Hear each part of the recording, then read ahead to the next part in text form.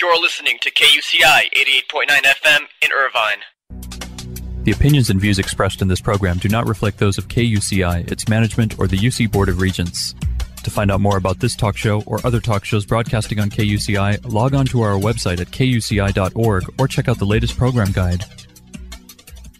This is Ashton Marcus, and I'm on location at the Met Theater in Hollywood for their presentation of We Are Not These Hands. Hi, my name is Ashton Marcus. I'm with KUCI 88.9 FM in Irvine, and I'm here with... This is Heather Tyler.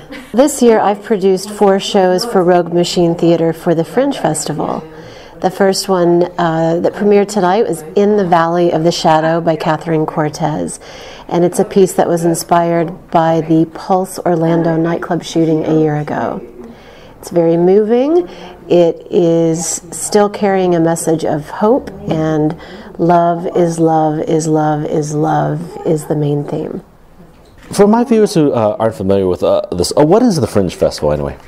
The Hollywood Fringe Festival is the entire month of June on Santa Monica Boulevard in Hollywood.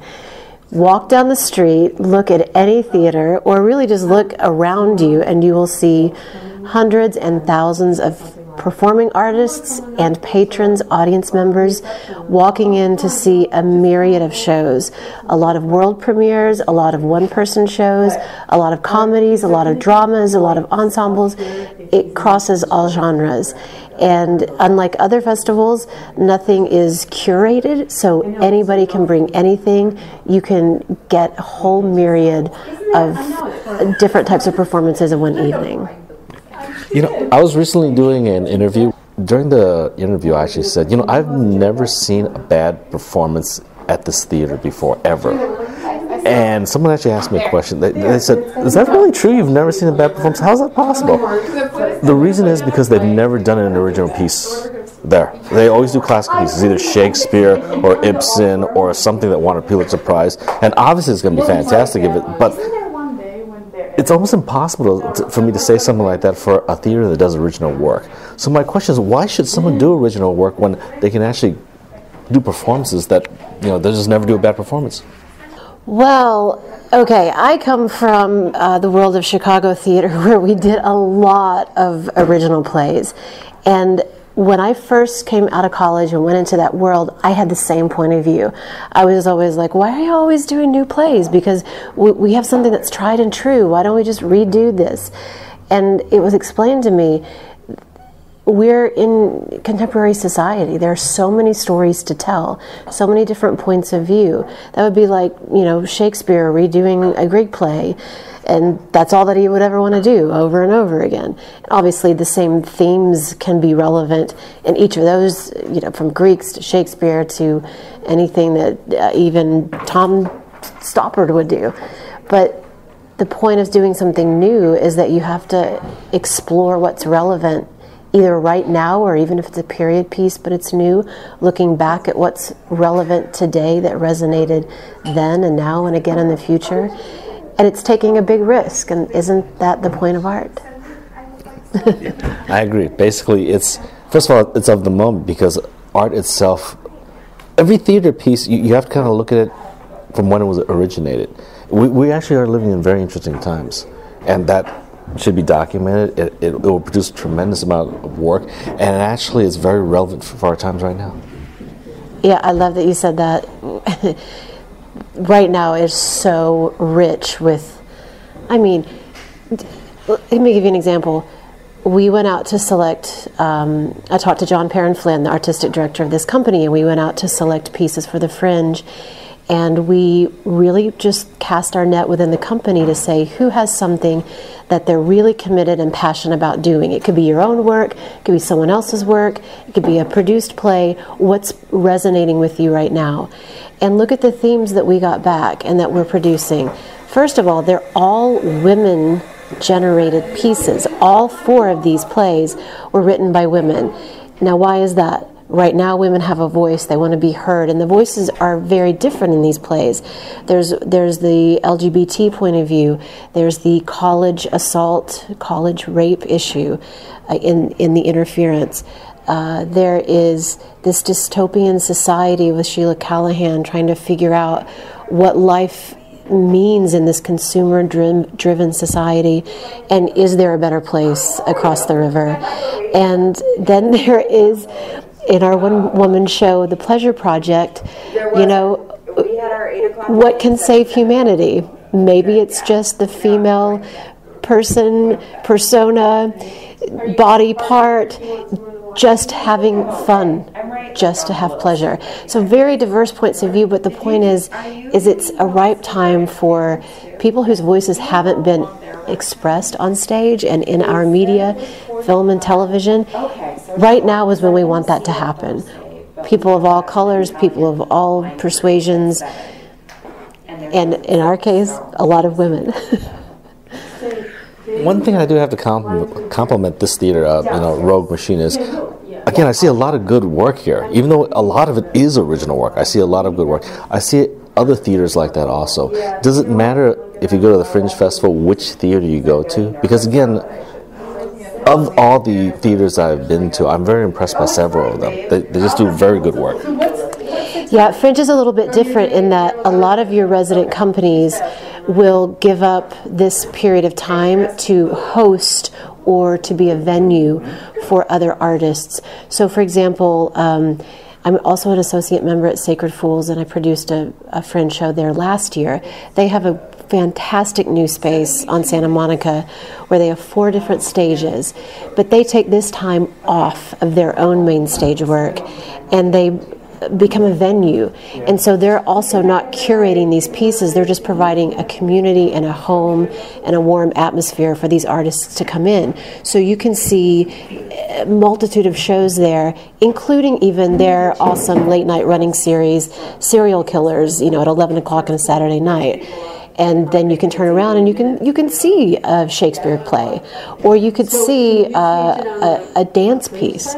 So to answer your question, any theater is going to have something new and bold and inventive, and if it's their own work mixed in, as we do here at Rogue Machine, I think all the better. Well, I really enjoyed, at least the film, I really enjoyed the theater piece I saw tonight. It's one that you produced. Yeah, and I really enjoyed our talk also. Thank you very much for being on the show. Thank you so much for having us. Hi, my name is Ashton Marcus. I'm with KUCI 88.9 FM in Irvine. And I'm here with? Larry Biederman, Irvine graduate. I directed We Are Not These Hands by Sheila Callahan. Great. So what drew you to this piece? Well, I directed Sheila Callahan's work before, a play called Crumble or Lay Me Down, Justin Timberlake, and this was about in 2006, and I just had such a great experience working with her and her poetry and her theatricality, and I just love that she creates things that are uniquely theatrical that can't be depicted in any other medium, and that's really what I love about her work. I thought this piece in particular was actually very, very out there. Being taken to another world, a world in which is kind of a caricature of the world we live in right now. Yeah, I think that's. I'm glad that's what you got, because I think we're reminding people that these are realities that are going on all the time right now, but we're trying to deliver that in a theatrical way. So I think your assessment is correct. Also, the actors. I have to compliment you on your actors because they're actually pulling into another world. I actually once saw a piece in which they were trying to take us to another universe, and I told my viewers, you have to bring your imagination, because how can you draw another universe? I mean, this isn't a movie. We can't just show 2 moons or something like that, and suddenly you think you're like on another planet. But this one here is the same thing. You're being brought into another reality. But they actually were very successful. So I have to compliment you on that. I appreciate that, and it's a real challenge for actors because they really do have to paint imagery, and their only apparatus is the language. And so it's a credit to Sheila that her language activates that kind of imagery, but also that the actors are so agile in keeping the audience engaged, because that's a lot of talking. So what do you look for in your casting anyway? Actors that are willing to be uncomfortable. I mean, I think all of these actors are willing to go to uncomfortable places, and I think that's what audiences want to see, is to see people who are willing to go places and show aspects of humanity that they wouldn't otherwise be willing to reveal. So I think that's how empathy is created, and I think that's what we respect about actors, is their willingness to go where we would rather not. You know, I once interviewed someone recently, and I told her that, you know, I've never seen a bad show at this theater before, and someone actually asked me, how is that possible? How come you've never seen a bad show at this theater? The reason was because, well, not this theater, but another theater. The reason was because they've never shown an original piece before. It's always classics. It's Shakespeare or Ibsen or Pulitzer Prize only, but, you know, extremely well-known piece that no one has heard about, you know. So my question is, why do original pieces? I mean, you know, I can't really say that to a theater that actually does a lot of original pieces, that I've never seen a bad show. Why do original pieces? Well, I guess, I mean, that's sort of like saying, would you like TV to be reruns forever? Do you only want to watch shows you've seen already on TV? And some people might answer yes, but I don't think art is an evolving art form. A form of expression. So I don't think it's art if it doesn't evolve and change, and tastes change and styles change. And I think some of the reason we respect Shakespeare is because he's representative of time. And so I think of art as a time capsule for the context in which it was created. Well, tonight's piece I really loved. I really liked it. It was, you know, it's very avant-garde. You know, it's very out there. So again, very challenging, very edgy, and all that. But again, also very good acting, very good theater, also. Well, thank you so much. It's really been an honor to work with writers and actors of this caliber, and also to work at this theater. It's a really nurturing theater and an adventurous theater, and we're lucky to be hosted by them. Once again, I really enjoyed the performance. Thank you very much for being on the show. Thank you very much. Thanks for coming. Hi, my name is Ashton Marcus. I'm with KUCI 88.9 FM in Irvine, and I'm here with Albert Dan. I'm an actor in We Are Not These Hands by Sheila Callahan at Rogue Machine. I've been doing theater mostly in Los Angeles and regionally for maybe 25, 30 years. I play Leather. He is, as Sheila describes him in the script, he is a sort of waterfall of language. He is, God, what is my take on Leather? That's a tough question. He is someone who has, sort of his life has collapsed around him, and he's gone kind of into the wilds seeking some kind of redemption. And I don't know that he finds it, but he makes a lot of mistakes along the way, but he's doing his best to connect with another human being, I guess. That's a random answer, but that's my best. If my viewers decide to come by and see this piece, what should they expect to see? They should expect to see a prescient piece about the sort of crushing wheel of capitalism, the sort of march of capitalism, and they should expect to see a funny, moving, thought-inducing piece about what is and what can be in the future of this country and the world we're living in right now. Well, what I thought it was very avant-garde. So again, do expect that. Sure. It's not, you know, it's not really black and white. It's actually very many shades of gray, and actually tells you a bit about society, where it could be, and all that. But actually, what I really liked about was the acting. I mean, there were very edgy characters. They were very, very larger-than-life characters, and they actually presented their point of view in a very dramatic way. Oh, cool! Yeah. You know, I mean, it's Sheila in her writing kind of sets this it's like these impossible people, and these impossible stakes, and these impossible circumstances, and it's such a great challenge as an actor to commit to those things, and bring those unique, bizarre people to life in a way that hopefully is recognizable to regular people like us, you know? Well, I definitely love your acting. I love the acting. I loved your acting. Thank you so much. Yeah, and I love the acting in the entire cast. Again, the story was very, very up there. It was, but again, I like that kind of stories. I like being pushed. I like being challenged and all that. Great. So again, if my viewers do come to see it, first of all, I really enjoyed it. The story will be very challenging for you. But again, that's theater. If you want to go to really, really good theater, you're going to be challenged. You're going to leave and you're going to think, what did I see? Was it about this? I know it was about that, and I definitely know it was about that. But what's this Dale Gray stuff? And you'll be thinking about that for a while. That's what I love about this. Yeah, you know, I had a friend of mine. Your viewers will see, if they come see the show, they'll see for my character, I've got some crazy line learning to do for this show.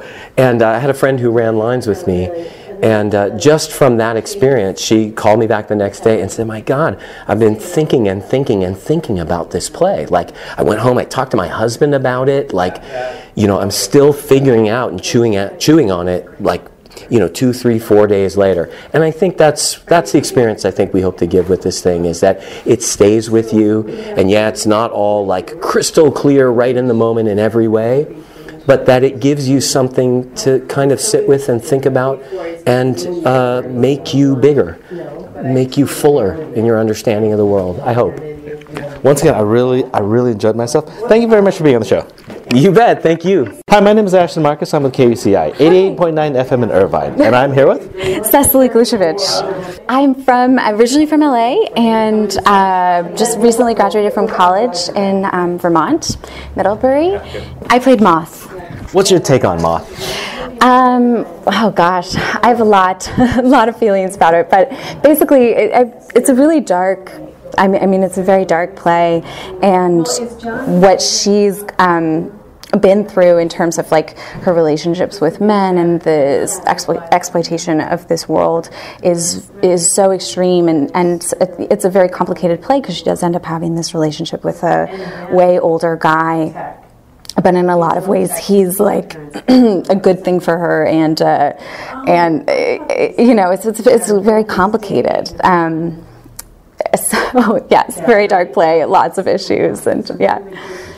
Well, I really enjoyed the play. Thank you. Again, it was very challenging issues and all that. Definitely for adults, because again, definitely for adults. Yeah, definitely not. Even though your character is somewhat childish, I would say, in the way that she presented herself, but it was a very adult play. Yeah, absolutely. Yeah. So how was that? How could you possibly play almost a childlike character yet in an adult world? Well, the thing is, she's very innocent. I mean, they're both innocent and like way too experienced for how old they are. Like they've seen too much, you know. But on the other hand, I don't know. I guess I disagree. I think she is very grown up in her way. You know, like they've seen so much, and what they have to live through. They're basically just surviving every day. So.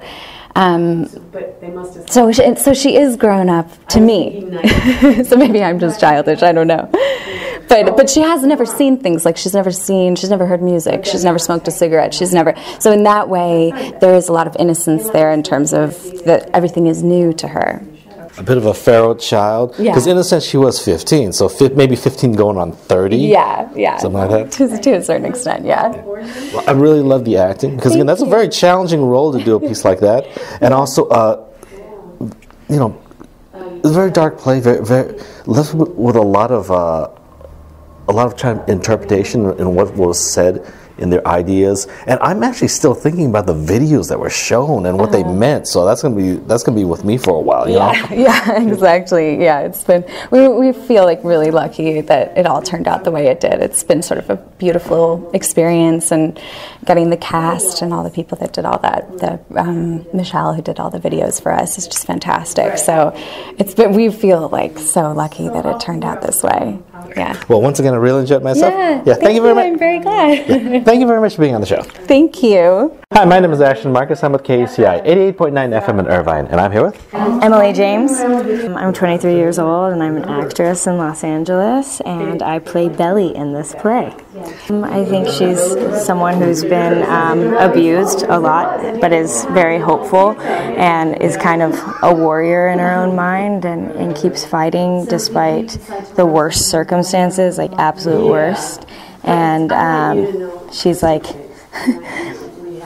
an 80-year-old woman and a 5-year-old at the same time because of what she's experienced, but she doesn't have the capacity to understand it all. And I love her very much. Yeah, I really love the way you played that character, like a feral child. Yeah. Like grown in the wild, didn't know how to interact with things, but actually was very competent in many ways. Mm-hmm. Yeah, absolutely. I actually have a fascination with feral children, and I've played a couple of them, and I've read about them a lot, so that's probably where that came out. If my viewers decide to come and see this piece, what should they expect to see? Expect to see a beautiful friendship.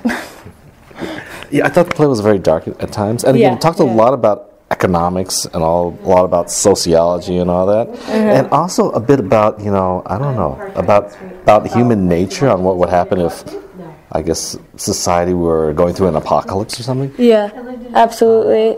Those are all throughout, which is kind of relevant right now, actually. And a lot of people have been having apocalyptic thoughts, so that's why it's so interesting to be playing this. And the circumstances aren't unlike a lot of things that are going on in the world, like especially what's been going on in Syria for the past 6 years.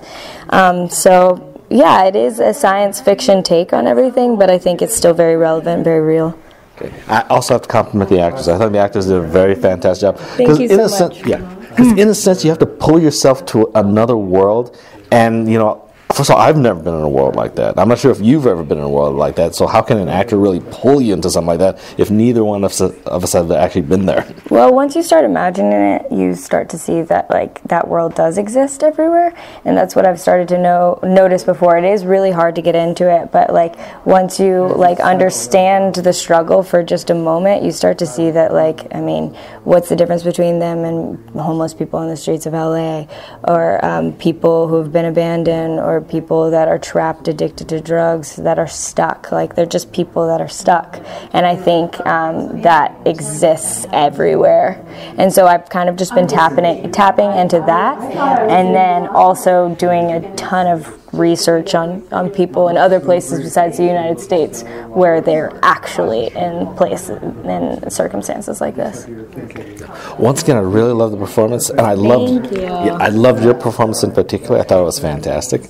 Thank you so much. Yeah. Thank you very much for being on the show. Thank you. Take care. We Are Not These Hands will be playing at the Met Theater in Hollywood from June 2nd to June 24th. For more information, go to www.hollywoodfringe.org/projects/4739. This is Ashton Marcus, and I'm on location at the Met Theater for their presentation of The Interference. Hi, my name is Ashton Marcus. I'm with KUCI 88.9 FM in Irvine, and I'm here with Kathy Thomas Grant, Pepperdine University, Director of The Interference.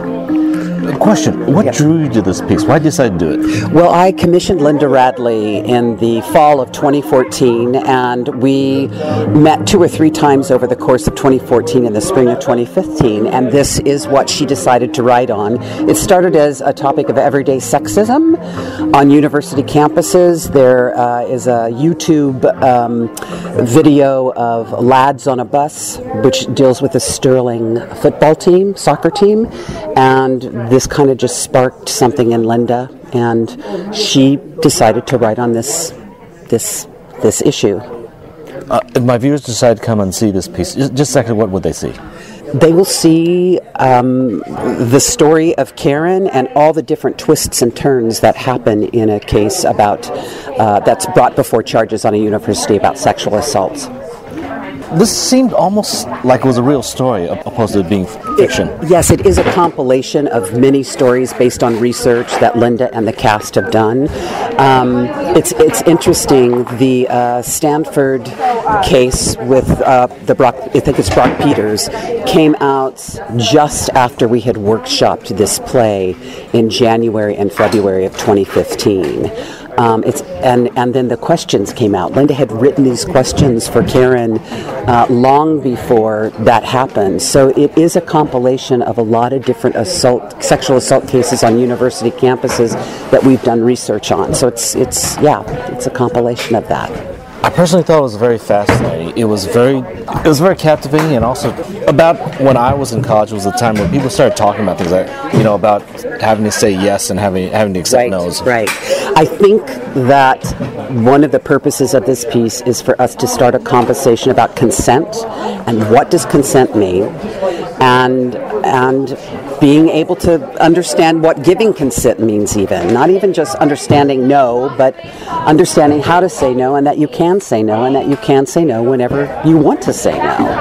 And I think it's really important, and I think it needs to start at a young age. I think you need to teach your children how to protect their bodies and to say no and don't do that. I don't like that. Even if I was thinking about one of the things, I used to tickle my son a lot when he was a kid, and he would like, stop, stop, stop. Well, I wouldn't stop. I'd just keep tickling him.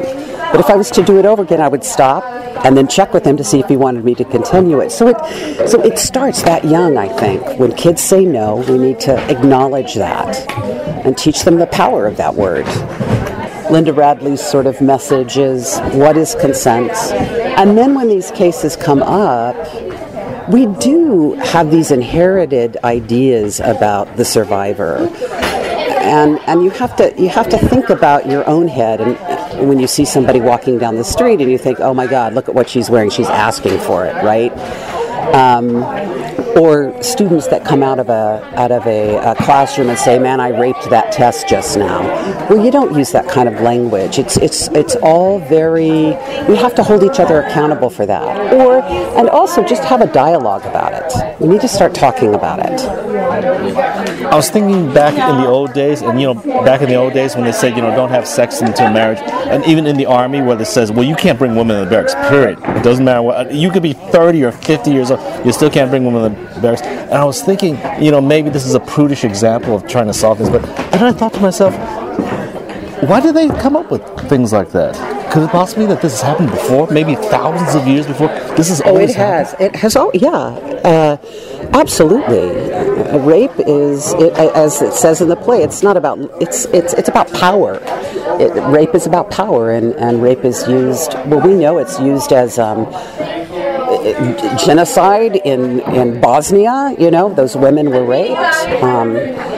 It's used in war. It's again, women as property and owning women and controlling these women and controlling women, and that's happened all through history, hasn't it? Way back to the Bible. I mean, it's been with us forever, and I think we really need to talk about that and to see that and to try to change, maybe just one mind at a time, even sort of this view about this power over women.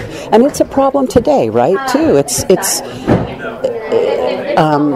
Jeff Baker, who is at the Pepperdine Law School, this is part of he's a clinical law professor, and part of his work at Pepperdine is he goes to India and he works with communities about protecting women, and it's a big issue in this world.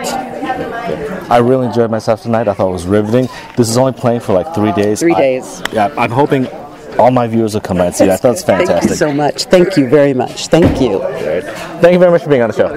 Thank you for having me. Really appreciate it. Hi, my name is Ashton Marcus. I'm with KUCI 88.9 FM in Irvine. And I'm here with Alexandria Garrett. I just graduated from Pepperdine. This is my third time playing Karen in The Interference as part of the original company. And I just graduated from my BA in Theater Arts with my emphasis in acting.